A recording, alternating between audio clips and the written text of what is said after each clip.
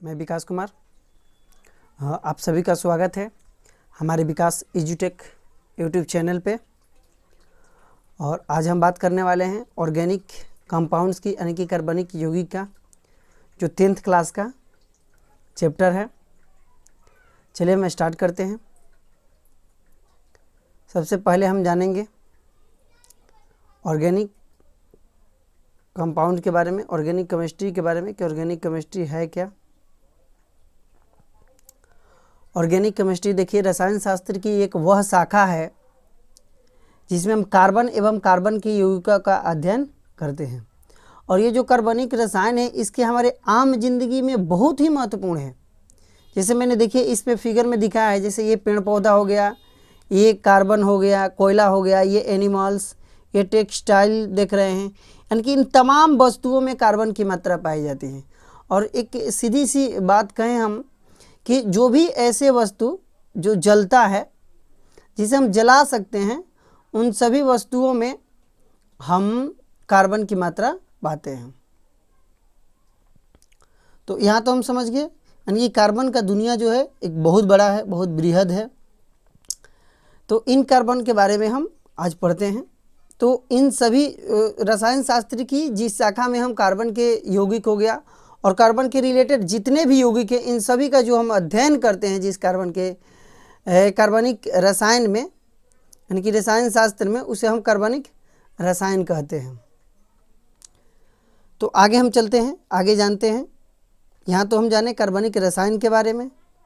अब हम जानेंगे कार्बन के बारे में। तो सबसे पहले हम जानते हैं कार्बन के बारे में कि कार्बन जो शब्द है, ये कार्बन शब्द की उत्पत्ति कार्बो से हुआ है, जिसका अर्थ होता है रंग में काला, यानी कि जिसका शाब्दिक अर्थ होता है रंग में काला। उसी शब्द से कार्बन शब्द की उत्पत्ति हुई है। और कार्बन के संकेत के बात करेंगे। कार्बन तत्व की संकेत जो होता है वो C होता है और इसकी परमाणु संख्या 6 होता है। ये तो हो गया सामान्य जानकारी।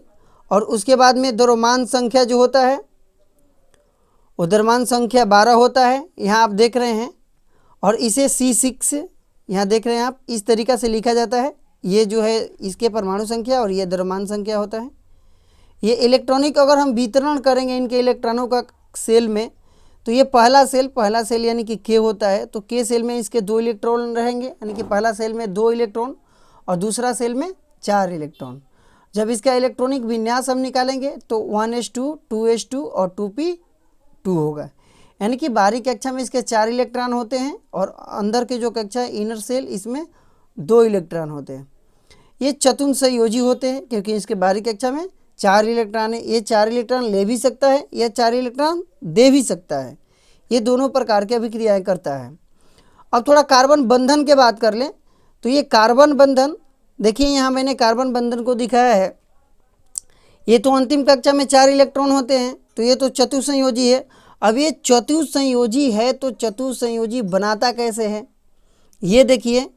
तो यहाँ देखिए कि ये एक के साथ भी, यानी कि 4 अन्य परमाणु के साथ भी जुड़ के बना सकता है ये अपना बंधन। उसके बाद में 2 अन्य परमाणु के साथ एक बंधन बना सकता है यहाँ पे, और एक के साथ डबल बंधन भी बना सकता है। उसके बाद में एक के साथ एक बंधन और दूसरे के साथ ट्रिपल बंधन भी बना सकता है, या ऐसे भी कर सकता है कि 2 तत्वों के साथ डबल बंधन बना सकता है। तो ये 4 प्रकार से ये बंधन जो कार्बन के परमाणु हैं अन्य तत्वों के परमाणु से 4 तरीक़ा से ये बंधन बना सकता है। अब ये जो एक है, एक 2 है, एक 3 है और 2 हैं, ये बारी बारी से हम एक कंपाउंड्स पे, एक यौगिक पे ये देखेंगे कि किस यौगिक में ये कैसे बंधन बनाता है। चलिए हम पहला देखते हैं कि ऐसा कोई यौगिक देखते हैं जिसमें कार्बन के 4 परमाणु अन्य तत्व के 4 परमाणुओं से जुड़ा हुआ हो। तो देखते हैं हम। देखिए इसके लिए यहाँ मैंने एग्जाम्पल लिया है 4 एकल संयोजी परमाणु बंधन के लिए। ये आप देख रहे हैं CH4 मीथेन। ये देखेंगे कि कार्बन के जो यहाँ परमाणु है ये हाइड्रोजन के 4 परमाणु से जुड़े हुए हैं। या इसी के जैसा हम एक और एग्जाम्पल यहाँ लिए हैं CHCl3, यानी कि जिसको हम लोग क्लोरोफॉर्म के नाम से जानते हैं। यहाँ भी हम देख रहे हैं कि जो एक कार्बन के परमाणु है ये एक कार्बन के परमाणु यहाँ 3 अन्य क्लोरीन के परमाणु से और 1 हाइड्रोजन के परमाणु से जुड़ा है, यानी कि ये 4 अन्य परमाणु से एकल बंधन द्वारा जुड़ा हुआ है। तो ये तो देख लिए हम कि ये कार्बन के चारों परमाणु अन्य तत्वों के चारों परमाणु से एकल बॉन्ड से जुड़े हुए रहते हैं, यानी कि सिंगल बॉन्ड से। अब हम देखते हैं दूसरा नंबर पे कि 2 एकल बंध संयोजी रहेगा और 1 द्वि संयोजी रहेगा। तो यहाँ हम देख रहे हैं कि CHO यानी कि फॉर्मल्डिहाइड, ये फॉर्मल्डिहाइड को हम देख रहे हैं कि फॉर्मल्डिहाइड जो है ये कार्बन के तत्व जो है ये 2 के साथ तो सिंगल बॉन्ड बनाया है, परंतु ऑक्सीजन के साथ ये डबल बॉन्ड बनाया है। तो यहाँ तो हम ये देख रहे हैं कि 2 सिंगल और 1 डबल, 2 सिंगल और 1 डबल बॉन्ड बना लिया। उसके बाद में अगला हम देखते हैं कि ये 1 सिंगल और 1 ट्रिपल बॉन्ड बनाता है। यहाँ पे जैसे देखिए आप यहाँ पे देख रहे हैं हाइड्रोजन साइनाइड NCN, खैर यहाँ पे थोड़ा मिस्टेक हो गया है, यहाँ पे हमारा जो रहेगा वो H रहेगा, यहाँ जो सिंगल बॉन्ड है ना वो H से जुड़ा रहेगा, यानी कि HCN रहेगा यहाँ पे। तो HCN यानी कि ये होता है हाइड्रोजन साइनाइड। तो यहाँ हम देख रहे हैं कि कार्बन 1 हाइड्रोजन के साथ सिंगल बॉन्ड से जुड़ा हुआ है और यहाँ नाइट्रोजन के साथ ट्रिपल बॉन्ड से जुड़ा हुआ है। तो ये हम लोग देख लिए। और अगला देखते हैं डबल डबल बॉन्ड। तो यहाँ देख रहे हैं जैसे कि कार्बन डाइऑक्साइड CO2 देख रहे हैं कि यहाँ देख रहे हैं कि जो कार्बन है ये ऑक्सीजन के डबल बॉन्ड द्वारा जुड़ा हुआ है। यहाँ की इन तमाम जो 4 प्रकार के बॉन्ड बनते थे उन चारों के बारे में हम लोगों ने देख लिया यहाँ पे, यानी कि कार्बन एकल बॉन्ड भी बना सकता है, डबल बॉन्ड भी बना सकता है और ट्रिपल बॉन्ड भी बना सकता है। वो भी कैसे कैसे बना सकता है ये भी मैंने आपको एक एक करके दिखा दिया। अब आगे हम लोग चलते हैं इसके आगे। अब चलते हैं कार्बन के समस्थानिक पे। कार्बन के समस्थानिक जानते हैं तो कार्बन के पूरे 3 समस्थानिक होते हैं। पहला 6C12 यहाँ आप देख रहे हैं, और दूसरा 6C13 और तीसरा 6C14। ये आप 3 कार्बन के समस्थानिक पाए जाते हैं, जिनमें से ये जो कार्बन 14 है इसके बारे में आप सुने होंगे कि कार्बन 14 रेडियोधर्मी है और जिसका उपयोग जीवाश्म की आयु ज्ञात करने के लिए किया जाता है, जिसे रेडियो डेटिंग के नाम से भी जानते हैं। यहाँ थोड़ा कट रहा होगा आपको, रेडियो डेटिंग के नाम से इसे जानते हैं। रेडियो डेटिंग, इसे क्या किया जाता है कि कोई भी जीवाश्म है उसका आयु ज्ञात किया जाता है कि वो कितने सालों का है। कोई भी जीवाश्म वगैरह मिलता है तो कार्बन डेटिंग का उपयोग करके ज्ञात करते हैं। ये तो हम लोग देखें कि कार्बन के समस्थानिक के बारे में। अब हम लोग आगे चलते हैं, कार्बन के अपरूप के बारे में जानते हैं। कार्बन के अपरूप, तो पहले जानेंगे कि अपरूप होता क्या है। तो अपरूप क्या होता है, आप देख रहे हैं स्क्रीन पे कि एक ही तत्व 2 या 2 से अधिक रूपों में पाए जाए जिनके भौतिक एवं रासायनिक गुण अलग अलग हों। यानी कि तत्व एक ही है लेकिन उनके भौतिक और रासायनिक गुण क्या है, अलग अलग है। उनके भौतिक और रासायनिक गुण अलग अलग है, यानी कि ऐसे तत्वों को हम क्या कहेंगे, तत्वों के अपरूप कहेंगे। तो हम लोगों को पढ़ना है किसके अपरूप के बारे में, तो हम लोगों को पढ़ना है कार्बन के अपरूप के बारे में। तो कार्बन के 2 अपरूप होते हैं। पहला जो अपरूप होता है वह होता है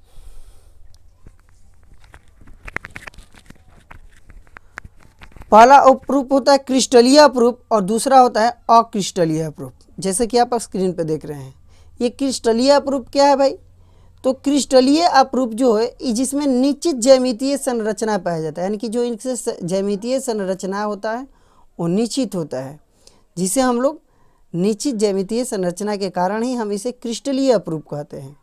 और इसमें निश्चित ज्यामितीय संरचना नहीं होता है इसलिए इसे हम अक्रिस्टलीय अपरूप कहते हैं। अब निश्चित संरचना वाले यानी कि क्रिस्टलीय अपरूप में कौन कौन आते हैं, हीरा हो गया, ग्रेफाइट हो गया, फ्लोरीन हो गया। और जिसमें अनिश्चित पाए जाते हैं यानी कि अक्रिस्टलीय में लकड़ी हो गया, कोयला हो गया, काजल हो गया, कोक हो गया, चारकोल हो गया। अब इन जितने भी अपरूप है इनको हम एक एक करके बारी बारी से पढ़ेंगे। पहला हम बात करते हैं हीरा के बारे में। हीरा। हीरा के बारे में बात करेंगे। हीरा के बारे में आप जानते ही होंगे। देखिए जैसे कि मैंने यहाँ हीरा के पिक्चर आपको दिखाया है, हीरा यही है। हीरा प्राकृतिक में, हीरा का सबसे जो विशेष गुण है यह है कि हीरा प्राकृतिक में प्राप्त पदार्थों में सबसे कठोर पदार्थ है। ये पहला इसका गुण हो गया। दूसरा, ये कार्बन के अति शुद्ध रूप है, यानी कि कार्बन का ये सबसे शुद्ध रूप है। उसके बाद में दोस्तों अगला जो होता है ये होता है कि जो तीसरा नंबर गुण है कि हीरा रंगहीन होता है। देखिए आप जैसे कि देख रहे हैं ट्रांसपेरेंट है, यानी कि हीरा के कोई रंग नहीं होता है। आप कहेंगे कि हीरा के रंग तो होता है, नीला होता है, ऐसा होता है। ये रंग उनके एक विशेष गुण के कारण होता है। उनमें रंग अवशोषण करने की क्षमता होता है, जिनके कारण उनके रंग बदल जाते हैं। लेकिन जो मूल हीरा होता है, जो प्राकृतिक हीरा होता है, वह रंगहीन होता है।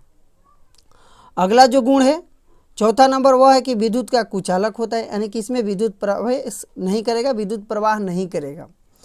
पांचवा नंबर जो है वह है कि ये ऊष्मा का सुचालक होता है। ऊष्मा का सुचालक होता है किंतु विद्युत का कुचालक होता है। अगला गुण के बारे में बात करेंगे कि इनके जो एक कार्बन परमाणु होता है अन्य 4 कार्बन परमाणु से जुड़ा होता है। जैसे कि आप देख रहे होंगे यहाँ पे ये जो कार्बन के परमाणु है ये 4 अन्य कार्बन के परमाणु से जुड़ा हुआ रहता है। यहाँ मैंने हाइड्रोजन दिखाया है, लेकिन एक्चुअली ये हाइड्रोजन नहीं होता है, ये मीथेन का चित्र बन गया है। यहाँ मुझे दिखाना था कि ये मान लीजिए एक हो गया और ये अन्य 4 जस्ट इसी की तरह होता है, अन्य 4 कार्बन परमाणुओं से जुड़ा हुआ रहता है।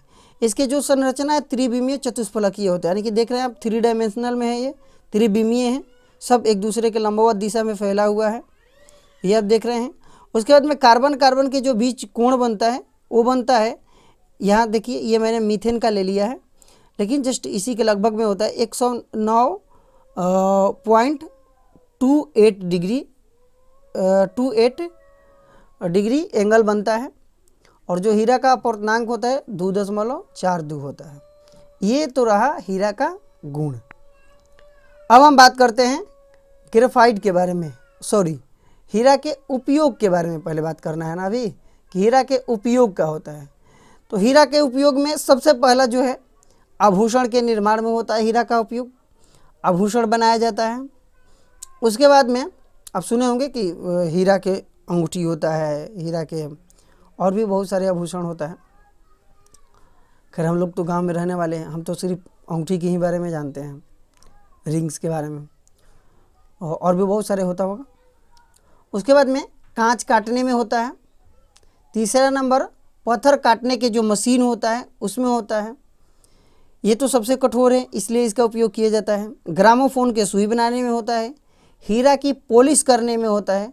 और एक अगला जो होता है जिसे बोट हीरा कहा जाता है, ना कि काला हीरा को ही बोट हीरा कहा जाता है, इसका भी उपयोग ऐसे हीरा के काटने में या शीशा काटने में होता है। तो ये जो हमने लिखा है ये हीरा का उपयोग हो गया। अब बात करेंगे थोड़ा सा शुद्धता के बारे में बात कर ले कि जो हीरा के शुद्धता होता है वो कैरेट में मापा जाता है। जैसे आभूषण होता है ना सोना का 24 कैरेट ऐसे, तो उसी प्रकार से हीरा का भी शुद्धता जो होता है वो कैरेट में ही मापा जाता है। जैसे मैंने कुछ जो हमारे विश्व में फेमस हीरा मैंने उनका लिख दिया है। जैसे कोहिनूर हीरा का नाम आप सुने होंगे। जो कोहिनूर हीरा है वो 186 कैरेट का है। और दुनिया का सबसे शुद्ध हीरा जो है वह कुलिनन हीरा जो 303.2 कैरेट का है। अब हम आगे बात करते हैं ग्रेफाइट के बारे में। ग्रेफाइट आप देखे होंगे जो पेंसिल होता है, पेंसिल में जो अंदर ऊपर से तो लकड़ी रहता है, उसके अंदर जो उसके टिप रहता है वो ग्रेफाइट रहता है। तो ग्रेफाइट आप देखे होंगे कलर वो काला निशान पड़ता है, यानी कि ग्रेफाइट काला होता है, अपारदर्शी होता है। दूसरा गुण हो गया कि ये धातु के जैसी चमक होता है। यह ऊष्मा और विद्युत का सुचालक होता है। ये विद्युत का सुचालक होता है, यानी कि एक पेंसिल ले लेंगे जस्ट लाइक दिस, अगर ये पेंसिल ले लेंगे और इधर से विद्युत प्रवाहित करेंगे तो इधर विद्युत का प्रवाह होने लगेगा, यानी कि ये विद्युत के क्या होता है, सुचालक होता है। उसके बाद में हीरा से हल्का होता है, जाहिर सी बात है। और उसके बाद में थोड़ा सा इसके वो जो एटॉमिक स्ट्रक्चर है, जो इसके परमाणु के बनावट है उसके बारे में बात करेंगे। तो यहाँ हम देखेंगे कि इसके जो एक कार्बन के परमाणु है यहाँ देखिए एक कार्बन के जो परमाणु है अन्य कार्बन के 5 परमाणुओं से जुड़ा हुआ रहता है। जैसे कि आप देख रहे हैं यहाँ पे कार्बन के 5 परमाणु से, तो एक ये हो गया, ये इसके साथ देखिए 3 गो तो ये हो गया, उसके बाद में एक नीचे हो गया 4 और एक ऊपर होगा, यहाँ से एक ऊपर भी होगा ना सतह। तो ये एक कार्बन परमाणु 5 कार्बन परमाणुओं से जुड़ा हुआ रहता है। ये कार्बन परमाणु षष्ठकोणीय होते हैं, जैसा कि आप देख रहे हैं। जैसे देखिए ये आकृति देखिए, ये देख रहे हैं, ये षष्ठकोणीय होता है और परत के रूप में व्यवस्थित रहता है। अब देख ही रहे हैं कि ये एक परत हो गया और ये दूसरा परत हो गया। इस प्रकार से षष्ठकोणीय और परत के रूप में व्यवस्थित रहता है। और इसी के कारण ही, यानी कि इसके एटॉमिक जो बनावट है उसी के कारण ये मुलायम होता है, यानी कि भंगुर होता है, यानी कि बहुत जल्दी टूटता है। देखते होंगे कि जब बच्चे लिखते हैं या हम लोग भी लिखते हैं तो पेंसिल के जो टिप होता है, जो नोक होता है, वो बहुत जल्दी थोड़ा सा भी उसको फोर्स करने पे वो टूट जाता है, तो ये भंगुर होता है। तो ये ग्रेफाइट के हम लोग जान गए। थोड़ा ग्रेफाइट के उपयोग के बारे में बात कर लेते हैं। इसका उपयोग शुष्क सेल में होता है इलेक्ट्रोड के रूप में। शुष्क सेल आप देखे होंगे, शुष्क सेल में जो अंदर वाला होता है ना, अंदर एक टोपी ऊपर आता है, उस टोपी को जब बैटरी को अगर आप तोड़िएगा, बैटरी को डिस्ट्रॉय करिएगा, तो उसमें एक लंबा छड़ निकलता है ऐसे। वो छड़ ही जो रहता है वो किसका रहता है? ग्रेफाइट के रहता है। उसके बाद में पेंसिल वाला तो हम लोग जानते हैं, पेंसिल में जो होता है काला निशान जो देता है, उसके बाद में काला रंग बनाने में होता है। और मशीनों में स्नेहक के रूप में होता है, यानी कि फ्रिक्शन को कम करने के लिए स्नेहक के रूप में भी किया जाता है, काफ़ी चिकना रहता है इसलिए। और हीरा बनाने में भी किया जाता है ग्रेफाइट का उपयोग। अगर ग्रेफाइट के अणु को जो हम हाई टेम्परेचर पे करेंगे, उसको गर्म करेंगे, तो उसके कार्बन के परमाणु जो होते हैं वो अधिक स्ट्रॉन्ग बॉन्ड से बना के हीरा में भी परिवर्तित हो जाते हैं। खैर ये बड़ा मुश्किल होता है, ऐसा नहीं, अगर मुश्किल नहीं रहता तो सभी लोग ग्रेफाइट इतना सस्ता है ग्रेफाइट से हीरा बनाने लगते हैं। एक्चुअली ये काफ़ी कॉस्टली होता है। तो ये हो गया हीरा और ग्रेफाइट के बारे में। अब ये तो हम लोग क्रिस्टलीय रूप के बारे में बात कर रहे थे, अब थोड़ा अक्रिस्टलीय के बारे में बात कर लें। तो अक्रिस्टलीय में पहला हम लोग देखे थे कोयला के बारे में, कोयला होता है। तो कोयला के बारे में हम थोड़ा बात कर लेते हैं। कोयला मुख्यतः कार्बन के यौगिक और मुक्त कार्बन का मिश्रण है। कोयले का निर्माण के बारे में बात कर लेते हैं हम, कि कोयले का निर्माण रासायनिक प्रक्रिया द्वारा वनस्पति पदार्थों के परिवर्तन से कोयले का निर्माण होता है। और कोयले के बनने की प्रक्रिया को कार्बनीकरण कहते हैं। और वास्तव में होता ये है कि आज हम जो कोयला देख रहे हैं, इस कोयला को बनने में करोड़ों वर्ष लग गया है। करोड़ों वर्ष पहले ये दब गए हैं धरती के नीचे, और धरती के नीचे दबने के बाद में इनको ऑक्सीजन वहाँ अपर्याप्त रूप से है, वहाँ ऑक्सीजन पर्याप्त नहीं है, तो ये एक प्रकार के रासायनिक अभिक्रिया किए हैं। और रासायनिक अभिक्रिया करके ये जो लकड़ी है, जो पौधे का, ये कोयला में बदल गए हैं। इस प्रकार से कोयला का निर्माण हुआ है। और उसमें उपस्थित कार्बन के मात्रा के आधार पर कोयले को 4 वर्गों में बांटा गया है। पहला होता है पीट कोयला, जो बहुत घटिया किस्म के कोयला होता है, पत्थर के जैसा होता है, बहुत हार्ड होता है, इसमें कार्बन की मात्रा 60% होता है। अगला होता है लिग्नाइट, 67%, अबाउट 70%। बिटुमिनस कोयला जो होता है 88% होता है कार्बन उसमें। और एंथ्रेक्साइट जो है, सबसे उच्च क्वालिटी के जो कोयला है वह एंथ्रोसाइट होता है, जिसमें 94% कार्बन की मात्रा पाया जाता है। अब जैसे जैसे बढ़िया कोयला की ओर जाएगा ना, उसमें कार्बन की मात्रा बहुत ज़्यादा होता है, और जितना ही कार्बन की मात्रा ज़्यादा होता है उसको जब हम जलाएंगे तो धुआं नहीं देगा। यानी कि अगर आप पीट कोयला को जलाएंगे तो बहुत धुआं देता है, अगर आप एंथ्रासाइट को जलाएंगे तो ये धुआं नहीं देता है। अब हम बात कर लेते हैं, बिटुमिनस सामान्य किस्म के कोयला है, जबकि एंथ्रासाइट उच्च क्वालिटी के कोयला है। अब बात करेंगे थोड़ा सा कि हम किस क्वालिटी के कोयला का घर में उपयोग करते हैं। तो हम बिटुमिनस जो कोयला होता है ना, खासकर बिटुमिनस कोयला का ही हम घर में उपयोग करते हैं जलावन के रूप में। उसके बाद में कोयले का उपयोग की बात करेंगे तो सबसे उपयोग है ईंधन के रूप में। अब तो खैर गैस हो गया, पहले कोयला का ही उपयोग होता था, दुकान पर भी कोयला होता था, लोग दोपहर में कोयला को जला देते थे, शाम के दुकान अगर चलाना। तो आज भी बहुत सारे जगहों पे कोयला का प्रयोग होता है, खासकर ईंधन गैस के निर्माण में। ईंधन जो गैस बनता है उसमें भी होता है। संश्लिष्ट पेट्रोल के उत्पादन में, पेट्रोलियम गैस आज जो होता है वो भी कार्बन से बनता है। विद्युत के निर्माण में होता है, विद्युत जो भी बन रहा है आज हमारे यहाँ एनटीपीसी में, ये टोटल लगभग कोयला से ही बन रहा है। तो ये हो गया कोयला के बारे में। अब थोड़ा सा बात कर लेते हैं कोक के बारे में। तो कोक क्या होता है? वायु की अनुपस्थिति में कोयले को गर्म करने से इसके सभी वाष्पशील अवयव निकल जाते हैं और ये अवशेष बच जाता है, उसे ही क्या कहते हैं? कोक कहते हैं। इसमें 89 से 95% तक कार्बन होता है। आसान भाषा में अगर बात कहें तो कोयला जो होता है ना, कोयला, उसको हम वायु की अनुपस्थिति यानी कि बिना ऑक्सीजन के उसको हम जलाएंगे तो वो क्या होता है कि उसके वाष्पशील होके जो बेकार पदार्थ है वो हट जाता है और शुद्ध रूप बच जाता है, इसे हम कोक कहते हैं। एक्चुअली ये कोक वो भी कहलाता है और लकड़ी से जो जल के बनता है वो तो चारकोल कहलाता है। ठीक है। कोक का उपयोग के बारे में बात करेंगे तो धातु के निष्कर्षण के अवकारक के रूप में होता है, ईंधन के रूप में होता है और इलेक्ट्रोड के भी रूप में किया जाता है कोक का उपयोग। ये हो गया। उसके बाद में ये तो आज का सेशन यहीं पर हम खत्म करते हैं। आपको कैसा लगा वीडियो हमें कमेंट में बताइएगा और अधिक से अधिक मेरे वीडियो को शेयर कीजिए ताकि जो भी और लोग हैं हमारे 10th के प्रिपेयरिंग करने वाले छात्र उनके पास पहुँचे। चलिए, थैंक यू, धन्यवाद। अगर आपको अच्छा लगे तो हमारे चैनल को लाइक और सब्सक्राइब कीजिएगा। Thank you.